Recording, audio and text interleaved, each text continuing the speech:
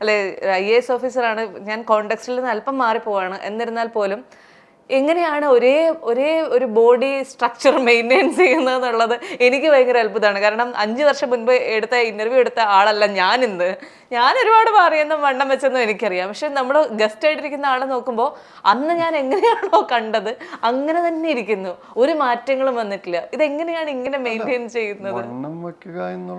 വണ്ണം വെക്കുന്നത് മാത്രമല്ല, നമ്മളിപ്പോൾ ആളുകളുടെ മുഖത്തിന് മാറ്റം വരാം, അല്ലെങ്കിൽ മുടി കുറച്ച് നരച്ചു വന്നിട്ടുണ്ടാകാം, ഇങ്ങനെ ഒരു മാറ്റവും കാണാൻ സാധിക്കുന്നു. നമ്മുടെ കുറെ ബേസിക് ആയിട്ട് നമ്മുടെ ജനറ്റിക്സിലുള്ള കാര്യങ്ങൾ ഉണ്ടാകുമല്ലോ.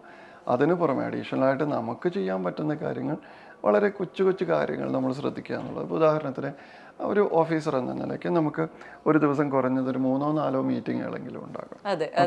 എല്ലാ മീറ്റിങ്ങുകളിലും ചായ കാപ്പി നിർബന്ധമായിട്ടും സെർവ് ചെയ്യും.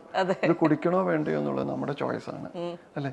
എനിക്ക് മനസ്സിലാകുന്നില്ല, ഒരു ദിവസം ഓഫീസ് ടൈമിൽ 4 ചായ എന്തിനാണ് കുടിക്കേണ്ട ആവശ്യം എന്ന് എനിക്ക് മനസ്സിലാകുന്നില്ല. നമ്മൾ പലപ്പോഴും കോൺഷ്യസ് അല്ലാതിരിക്കുമ്പോൾ ഓട്ടോമാറ്റിക്കലി ഓക്കെ കൊണ്ടുവന്ന് വെച്ചാൽ എന്നാൽ പിന്നെ കഴിച്ചേക്കാം എന്ന് വിചാരിക്കുന്ന, അതിനെ തിരിച്ച് നമ്മൾ കോൺഷ്യസ് ആയിട്ട് ഇതെനിക്ക് ആവശ്യമില്ലാത്തതാണ്, ഇത് ഞാൻ കുടിക്കണ്ട എന്ന് തീരുമാനിക്കുകയാണെങ്കിൽ അതൊരു പോസിറ്റീവായിട്ടുള്ളൊരു ചേഞ്ച് കൊണ്ടുവരുമെന്ന് തോന്നുന്നു അല്ലേ.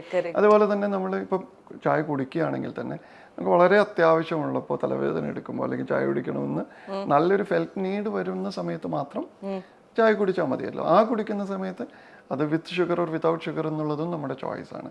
ചുരുക്കി പറഞ്ഞാൽ കോൺഷ്യസ് ആയിട്ടുള്ള ചെറിയ ചെറിയ ഡിസിഷൻസ് എടുക്കുന്നതിലൂടെ നമുക്ക് അതിൽ കുറച്ച് മാറ്റം വരുത്താൻ പറ്റുമെന്ന് തോന്നുന്നു. ഇത് ഞാൻ പറയുന്ന കാര്യങ്ങളൊന്നുമില്ല, ഇതൊക്കെ ഫീൽഡിൽ എക്സ്പേർട്സ് പറയുന്ന കാര്യങ്ങളാണ്. കുറച്ചൊക്കെ നമ്മുടെ ജീവിതത്തിൽ കോപ്പി ചെയ്യാൻ ശ്രമിക്കുന്നത്.